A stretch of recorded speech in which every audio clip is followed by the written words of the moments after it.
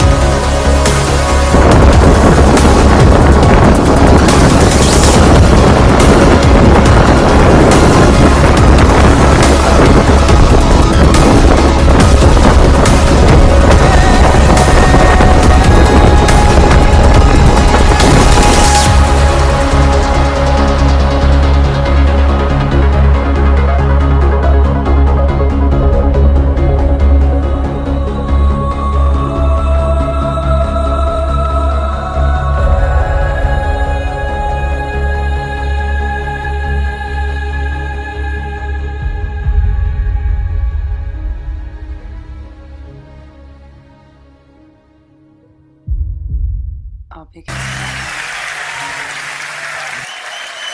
Well, actually, the video that you just saw actually speaks half truth. Because this was taken when the weather was still okay to deal with.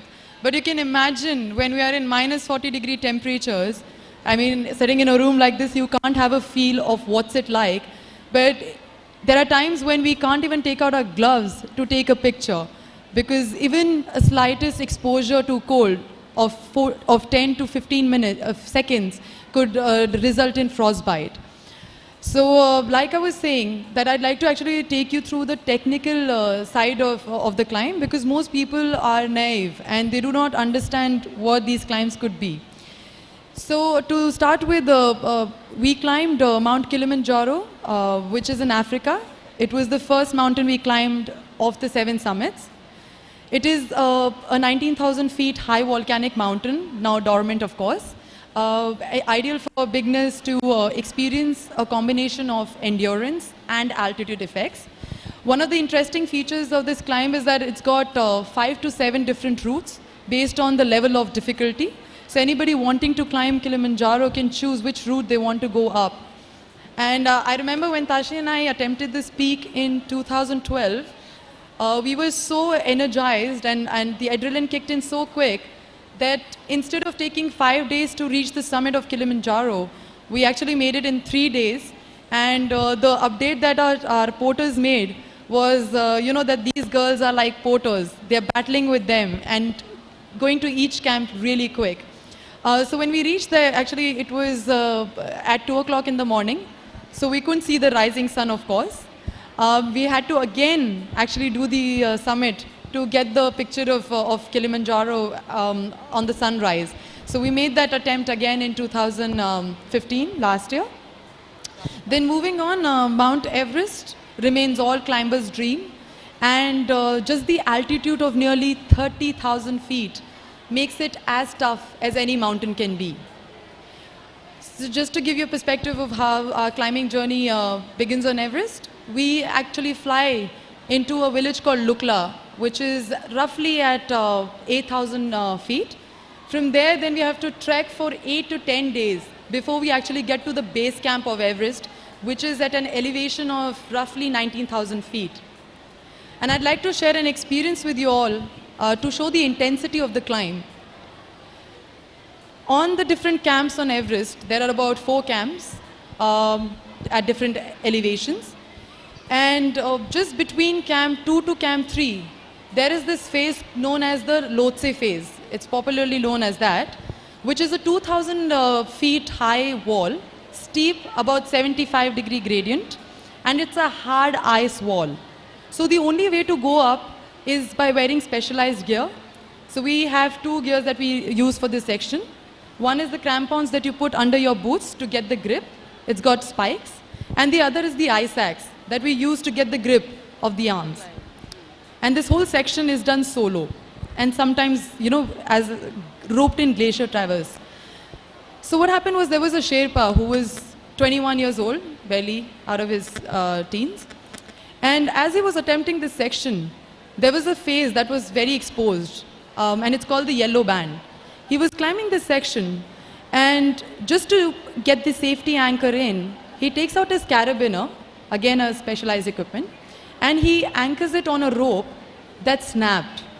So the moment that happened, the Sherpa lost control and he fell down.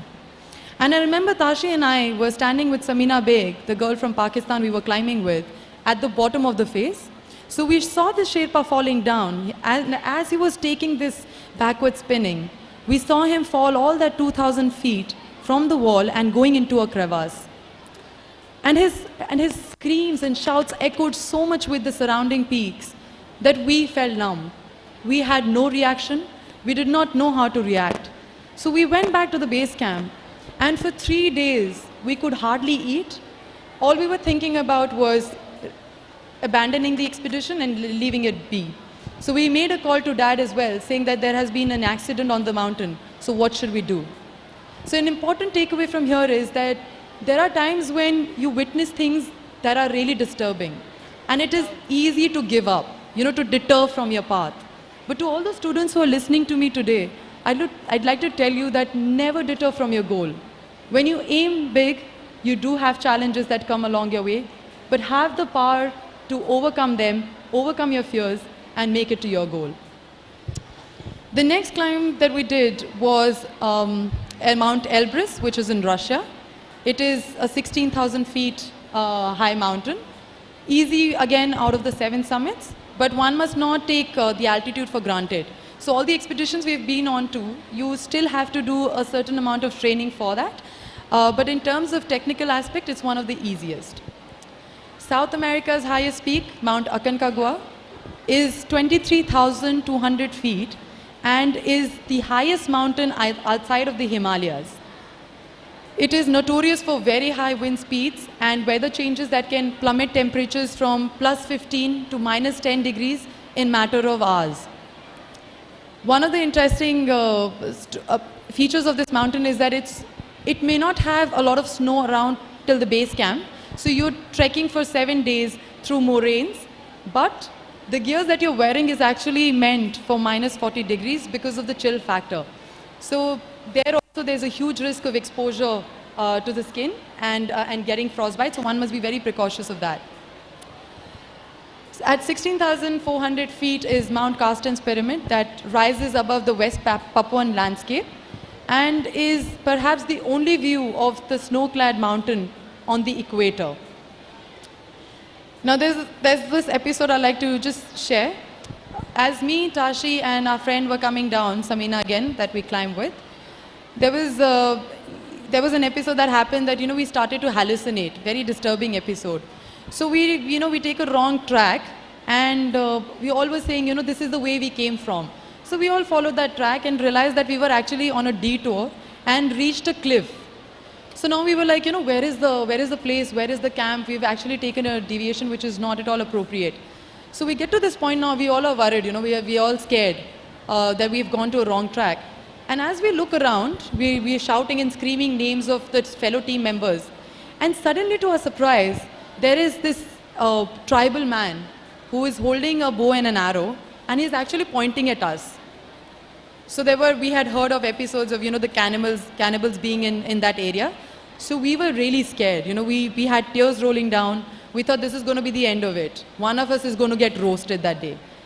But suddenly there was a fellow climber from our team who came down running, and a tribal man, who started negotiating with him, and actually they ended up in a fight, a vicious fight. But because we couldn't speak their language, we thought the best way to escape from here is to run for your life. So I think that day we probably ran faster than Usain Bolt, just because we wanted to be safe. But it was an experience that still haunts us till date. The climb that we did in North America, Mount Denali, was again one of the most technically sound peaks.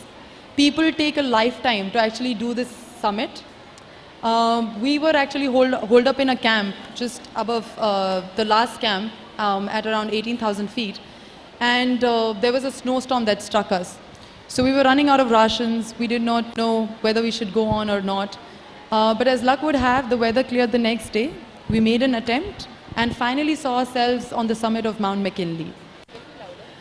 The last climb that we did was in Antarctica, which is Mount Vinson Massif, and it is roughly about 16,000 feet high. So a lot of people don't even know that there are mountains in Antarctica. They tend to think it's a very flat area.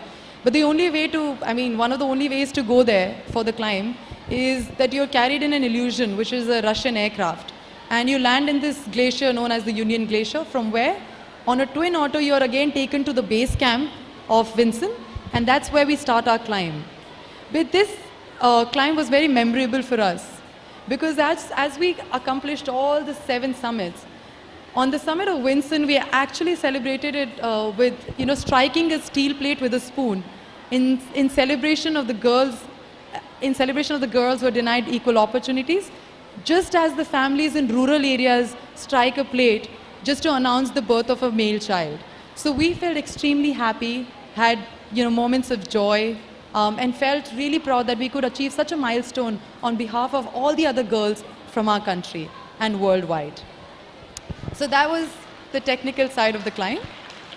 Now I'd like my sister just to quickly say a few words, and I'd like to tell her to come to the dais.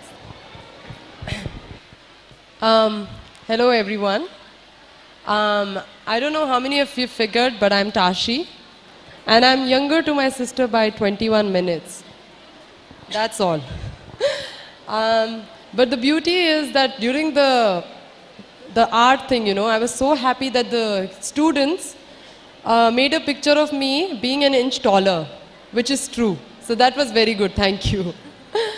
Well, a lot of times we get this question asking us what motivates us, what has been the motivation behind climbing mountains.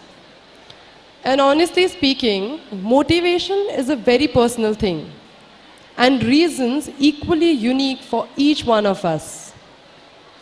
For us, it was about being a better person. And in pursuit of following our passion, our deeper motivation was to discover our untapped potential. And this we only discovered because we pitched ourselves against heavy odds and took a path that was less traveled. Often we get this question like, what challenges do you face and how do you overcome these challenges? If I was to talk about challenges, I would have a list of 101 challenges we face on the mountain. But the biggest challenge is overcoming your fears. This is the single biggest mountain I think we all have to climb in order to turn our dreams into reality. Because the bigger the dream, the bigger mountain of fear, which very few people have the courage to take. Luckily, I'm a firm believer that if you want to achieve great things in life, you need to set a goal and choose the right direction for achieving your goals. Dream big. There's no harm in dreaming big. But plan small. Take small steps to achieve your dream. For us, when we stood on Mount Everest on 19th May 2013 at 7:30 a.m., I can't tell you how proud we felt to have rose this toast for all those girls and women in India who are denied their equal rights, the lack of education, undergoing through socio and economic pressures from the society. And it was the moment when we showed the world that if girls dream big, as big as Mount Everest, they can achieve it. Every girl has power within. And before I end here today, I just want to remind all of you that you all have the strength, the passion, and the patience to chase the stars and make a difference in the world. Together we can all impact our society positively, influence others, and inspire. This is what the youth of 21st century can do. And now I would also let you know where the President of Iceland actually awarded us the Leif Erikson Award. Now just to give you a little about Leif Erikson, he was an Icelandic explorer who was the first European to have discovered North America, even before Christopher Columbus. So it was such an honor to have received that award and represent our country in many global platforms where mountaineering, even in India, is not recognized as a sport. So we are very privileged and happy that our parents have always supported us and we have been able to achieve our dream. We have been able to make an impact. So thank you once again for listening. And we'll also like to thank the Prakashites for their warm hospitality. This has been the most memorable of all the visits, and the flowers to the whole decor has been just amazing. So thank you once again. Dream big and achieve. Thank you for listening. Subscribe. Click on the bell to turn on notifications.